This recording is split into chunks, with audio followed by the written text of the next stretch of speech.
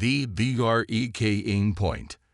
Ambassador Elena Reyes stood motionless at the center of the Grand Chamber, her face a practiced mask of diplomatic neutrality.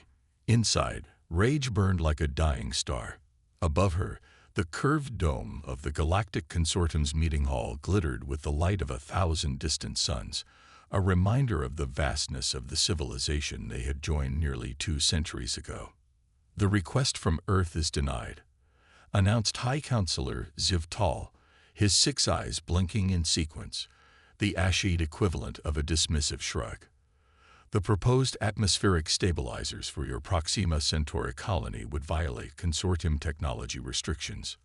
Elena didn't flinch, though her fingers tightened imperceptibly around the small metal sphere in her pocket. "Earth commands authorization for protocol sunbreak. 200 years of this.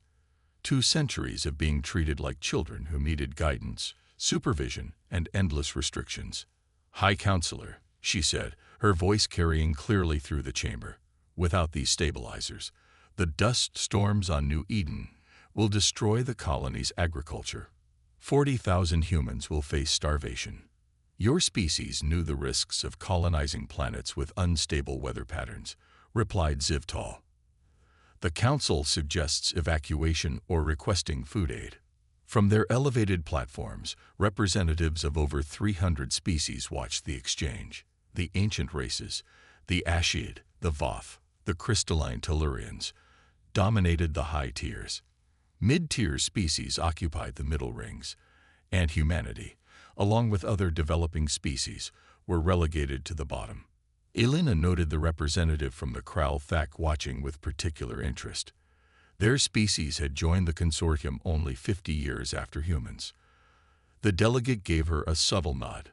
They had discussed this moment. "High Counselor," Elena continued, "this is the 8th emergency request Earth has made in the past decade. All denied. We have followed your regulations. We have shared our art, our culture, our unique perspectives. We have fought in your conflicts and contributed resources to your projects." Counselor Norva of the Voth Collective raised a scaled hand.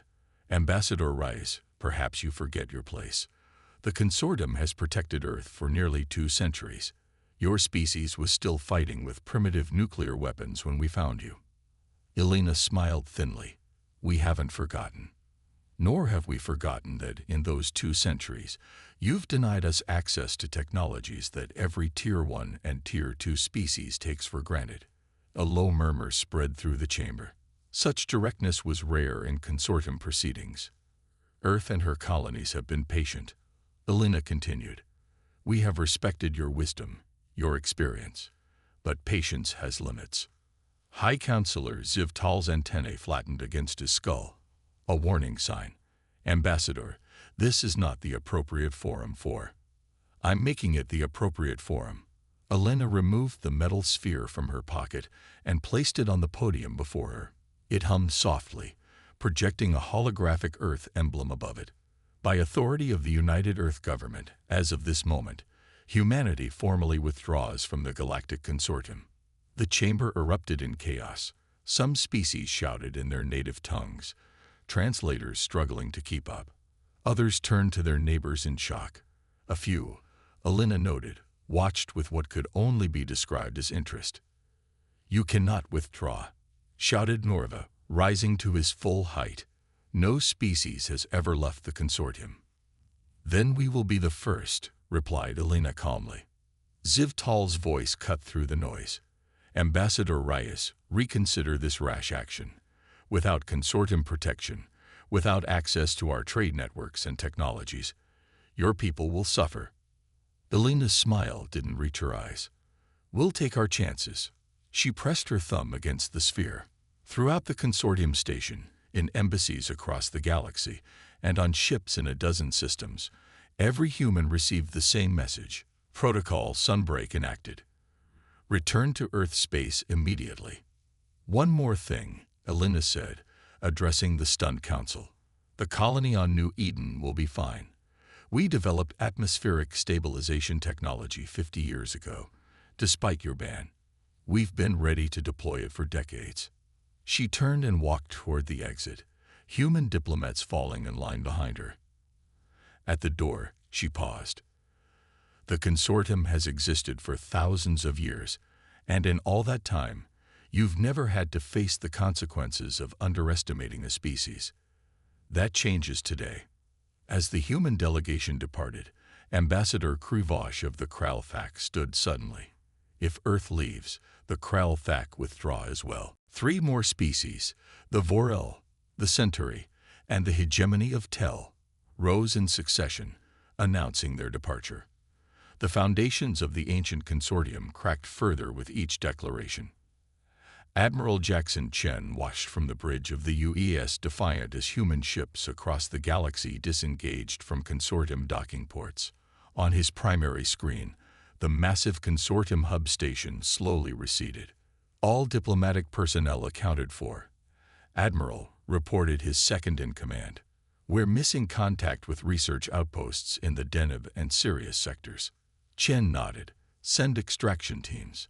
The consortium may try to hold our people as leverage. Sir, called the communications officer, we're receiving transmissions from consortium vessels. They're demanding we power down and prepare for boarding. Chen smiled grimly. Activate phase shield technology. Around the Defiant, a shimmering field of energy materialized, unlike anything the consortium had ever seen. Throughout human space, hidden technological marvels were coming online after decades of secret development. Admiral, said his second, Earth Command confirms Protocol Sunbreak is in full effect. The home system defense grid is now active. Chen looked at the retreating consortium station one last time. Set course for Earth. It's time to go home and show the galaxy what humanity can do when we stop asking for permission. Dr. Samira Kapur moved quickly through her laboratory on the Vega research station, gathering essential data and destroying what she couldn't take. Unlike most humans who were returning to Earth space, she had received different orders. You should leave with your people, said her lab partner, a Tellurian named Ix. Crystal facets shifted in what Samira had learned was concern. The Consortium Council has frozen all human accounts and research access. Samira smiled as she downloaded the last of her files. I have a different assignment. They will not treat you kindly, Ix warned. The elders are furious. They need me more than I need them. Samira replied, slipping the data crystal into her pocket. The quantum entanglement communications array I've been working on is too valuable to them. She was right. The next day, Samira was summoned to meet with the inner circle of the Consortium Council, a privilege no human had been granted before. Zivtal looked diminished somehow as Samira entered the private chamber. Dr. Kapur, we've detected unusual energy signatures throughout human space. Our sensors indicate technology that violates at least 11 consortium restrictions. 15, actually, Samira replied with a slight smile. Did you really think we'd accept being told no for 2 centuries? You knew, said Norva, floating forward in his gravity harness. You knew your people were developing forbidden technologies all along. Samira shrugged. Every species does. The difference is, we stopped caring about your approval. On Earth, cities gleamed with technologies the consortium had deemed too dangerous for developing species. Quantum networks linked the solar system's colonies. Ships moved using drive systems that bent space-time in ways the consortium had claimed were impossible for humans to understand. In her office overlooking New Geneva, Alina Reis reviewed reports from across human space. Independence was barely a month old, but already the signs were promising. Human-developed technologies were advancing at exponential rates now that they no longer needed to be hidden. Ambassador, said her assistant, we've received a transmission from the consortium. They're sending a diplomatic envoy to discuss reconciliation terms. Elena laughed. They're worried. Tell them they may enter our space, but they'll need to pass through our security protocols first.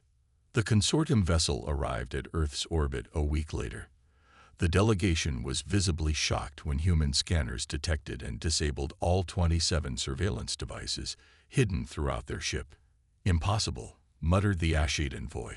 Your species should not possess this technology. There's a lot we have that would surprise you, Elena replied as she welcomed them. Now shall we discuss the future? A future where humans are not treated as children, but as equals. As they talked, alarms were already sounding in distant consortium monitoring stations. Something was approaching from deep space, something that would soon make the consortium desperately need humanity's help. The HFY. 5 years passed since humanity's withdrawal from the Galactic Consortium. Earth and her colonies had transformed. Cities on Mars gleamed with architecture that defied conventional physics. Jupiter's moons hosted research stations developing technologies the consortium had claimed were centuries beyond human comprehension. Admiral Chen, now commander of Earth's Defense Force, stood on the observation deck of the orbital station Athena, watching ships come and go from Earth. The phase shield technology that had once been humanity's most closely guarded secret was now standard on even civilian vessels. "Admiral," his aide called, "we've received a priority transmission from our border stations in the Arcturus sector. Unusual ships have been detected at the edge of our space." Chen frowned. "Consortium?" "No, sir. Unknown configuration. They appear to be observing, keeping their distance from our borders." Chen nodded. "Increase alert status. I want constant monitoring of those vessels." The next day, the first refugees arrived. A small convoy of Kralthak ships, damaged and carrying thousands of civilians, requested emergency entry into human space. Ambassador Krivosh, who had followed humanity's lead in leaving the consortium, met with Elena Reyes in New Geneva. "They call themselves the Void Harvesters," Krivosh explained, his normally composed demeanor shaken. "They came from beyond the galactic rim 3 months ago. Their ships absorb energy, weapons, shields, even communications. The consortium's defenses are useless." Elena studied the data crystal Krivosh had brought. "How many systems have been lost?" 17. The harvesters strip planets of resources, then move on. They seem to target worlds with consortium technology signatures. "But they avoid human space," Elena observed. Krivosh nodded. "That's why we came here. Something about your technology.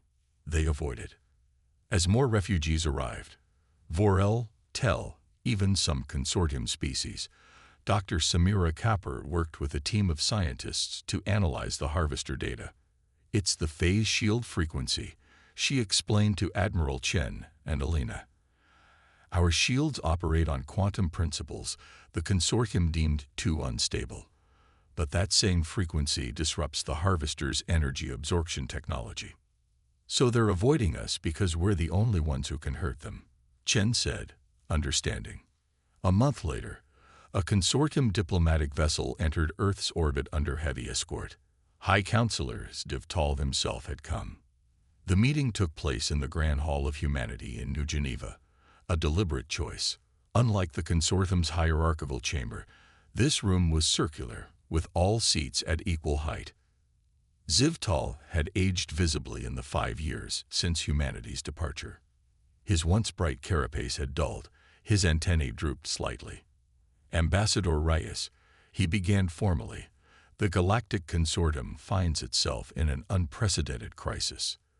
"The Void Harvesters," Elena said with a nod. "We're aware. 26 systems lost. Billions displaced. Our oldest defenses, technologies developed over thousands of years, are ineffective." Zivtal's multiple eyes fixed on Elena. "We need your help." The room was silent. This moment, the ancient consortium coming to humanity for aid, was something no one could have imagined 6 years ago. "Why should we help?"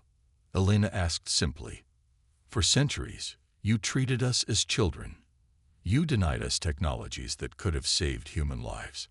Now that you face extinction, you come asking for the very innovations you forbade us to develop." Zivtal lowered all 6 eyes, the ashied gesture of deepest humility. "You were right to leave the consortium. We were wrong to restrict your growth.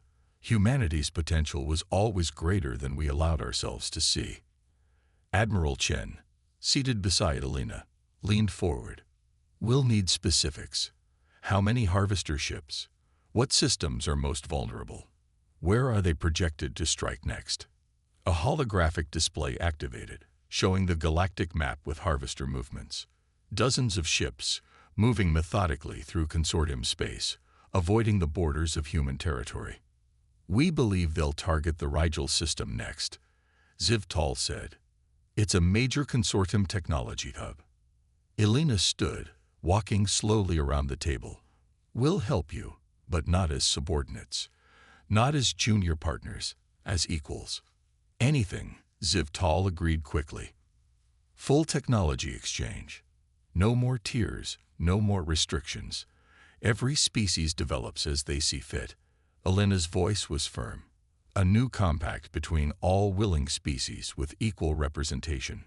The council elders will resist. Then they can face the harvesters alone. Elena interrupted. Those are our terms. Zivtal's antennae twitched in what might have been resignation. Agreed. 3 weeks later, Admiral Chen stood on the bridge of the UES Defiant, now the flagship of a combined fleet. Human vessels with their shimmering phase shields formed the vanguard. Behind them, ships from 32 species, former consortium members and independents alike, waited in formation. The Void Harvesters had entered the Rigel system, 7 massive ships that resembled obsidian shards, absorbing light rather than reflecting it. All ships report ready, Admiral, his second announced. Chen nodded. Begin Phase 1. The human vessels moved forward, their shields pulsing with energy. On a neighboring ship, Dr. Samira Kapper monitored the quantum frequency modulations they developed. The harvesters are adjusting their absorption fields, she reported, just as we predicted. Execute Phase 2, Chen ordered. Throughout the fleet, ships activated specialized emitters, broadcasting the exact frequency that Samira's team had identified as disruptive to harvester technology. The black ships faltered, their smooth movements becoming erratic. Now, Chen commanded. The combined fleet opened fire. Weapons that would normally have been absorbed by the harvesters instead tore through their suddenly vulnerable hulls. Within minutes, 3 of the 7 ships had been destroyed. The remaining 4 turned to retreat, but found their escape routes blocked by another wing of the human fleet, led by vessels from the former independent species. This is for the billions you displaced, Ambassador Krivosh transmitted from the lead Kralthak vessel, as his ship fired a concentrated beam at the nearest harvester. When it was over, all 7 harvester ships had been destroyed. The combined fleet had suffered losses, but nothing compared to what the consortium had endured in previous encounters. 6 months later, representatives from 97 species gathered in New Geneva for the signing of the Galactic Compact, a new interstellar agreement based on equality and mutual respect rather than hierarchy and restriction. Elena Reyes, now serving as Earth's first compact counselor, stood at the podium addressing the assembly. 5 years ago, humanity left the consortium because we refused to be treated as lesser. Today, we join together not as rulers and subjects, but as equals. Every species has unique gifts to offer. Every civilization has its own path to walk. She gestured to the section where former consortium elders sat. The wisdom of age is valuable. So too is the innovation of youth. Neither should dominate the other. Zivtal, representing the former consortium species, rose to speak next. For thousands of years, we believed our way was the only way. We feared change. We feared the potential of younger species. He turned toward the human delegation. Humanity taught us that diversity of approach is not weakness, but strength. Had we embraced their innovations rather than suppressing them, perhaps the harvesters would never have threatened us at all. As the ceremony concluded and the new compact became official, Admiral Chen found himself standing beside Dr. Kepper on a balcony overlooking the celebration. "Do you think it will last?" he asked quietly. "This new arrangement?" Samira smiled, watching the diverse species mingling below. "It will if we make it last. The consortium survived for millennia through control and restriction. The compact will survive through adaptation and respect. And if another threat emerges, Chen pressed. Then we'll face it together, Samara replied. Not as children seeking protection or elders dispensing wisdom, but as equals bringing our unique strengths to bear. Down in the Grand Hall, Alina raised a glass in a toast that was echoed by representatives of nearly 100 worlds. To the future, not as we once imagined it might be, but as we choose to make it together. The day humanity walked away from the Galactic Consortium had indeed been the day the universe changed, not toward isolation, but toward a more equal and hopeful future for all.